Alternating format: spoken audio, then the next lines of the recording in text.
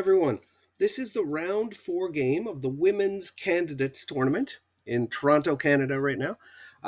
It's between Anna Muzychuk and Tingjie Lee, and it's round four game, and this ended in a draw. Even though it looks like White should win here because of that pawn on e6, it looks like it's far enough that it will become a queen, and maybe Black has to give up the rook. But anyway, White didn't win, but what we're going to look at in this video is very, very instructional ending.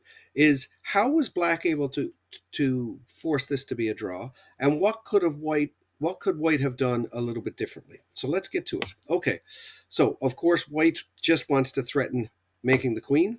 Rook comes down. The king comes in.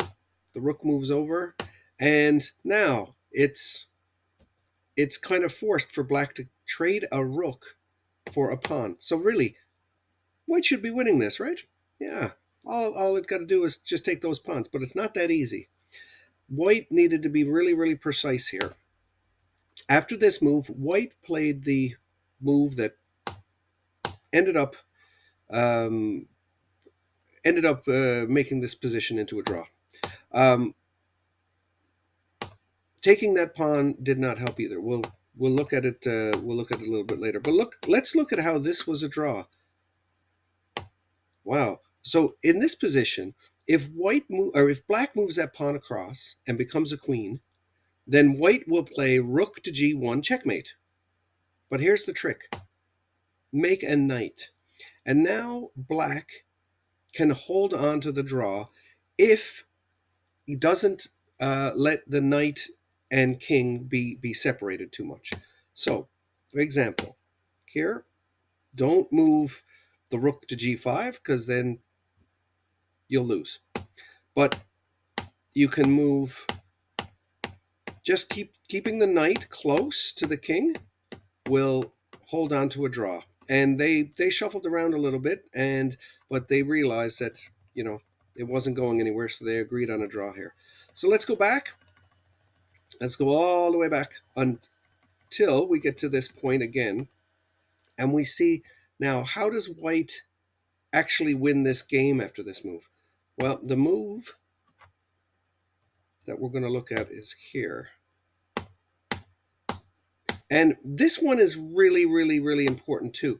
Not to take this pawn, because the king needs to get over to the H file to catch the G pawn. The G pawn is the one that White should be worried about now.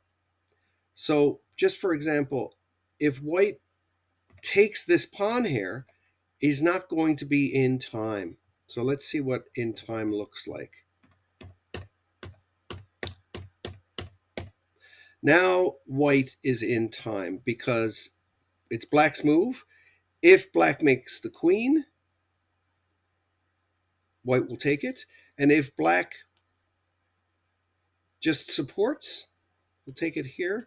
And now it's just going to be fairly easy. Check and again, I have a video on making a checkmate with a king and the rook. So if you're not comfortable with this position, but this is how you would do it. So let's just take a little look here again. The idea is not to play rook g5, but to play king f7, and then moving the rook, getting the rook in position, but not taking the pawn, getting the king over to the H file as quickly as possible. If you end up taking the pawn, you don't get to the H file. And then, White's move here, there's not very much that White can do. The king, White is going to have to give up the rook for the pawn.